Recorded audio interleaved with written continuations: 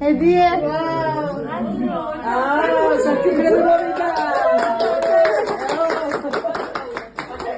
10 წლის დავით მეოთხე სტადიის ავთვისებიანი სიმსივნე, რბილი ქსოვილების რადიოსარკომა დაუდგინდა. სწრაფად პროგრესირებადი აგრესიული ფორმის სიმსივნე პირდაპირ მნიშვნელობით ცოცხლად ჭამს ბავშვს. სიმსივნე მოდებულია თავის ტვინში, თვალები, მთლიანი სახე, ყელი, ყურები. დიახ, ვერაგი სარკომა პატარა ანგელოზის ზვლებსა და ქსოვილებს ჟამს. დავითი ჯოჯოხეთურ ტანჯვას გადის. ბავშვი ამჟამად თურქეთის ერთ-ერთ კლინიკაში იმყოფება, სადაც მას 17 საათიანი ოპერაცია ჩაუტარეს და 2 კილოგრამიანი სიმსივნე ამოკვეთეს. ქიმიოთერაპიის და მესამე ოპერაციის გარეშე ბიჭუნას გადარჩენის შანსი არ აქვს. დავითის სიცოცხლე დღეს $51,000 ღირს. ეს პატარა ანგელოზი ცოცხალი დაგვიბრუნდება სამშობლოში თუ უცხო ქვეყნის მიწაზე სამუდამოდ შეწყვეტს ფეთქას ბავშვის კეთილი გული. ეს მხოლოდ თქვენზეა დამოკიდებული ღვთისმიერო ადამიანებო. ბავშვის სიცოცხლის წამსომი ჩართულია.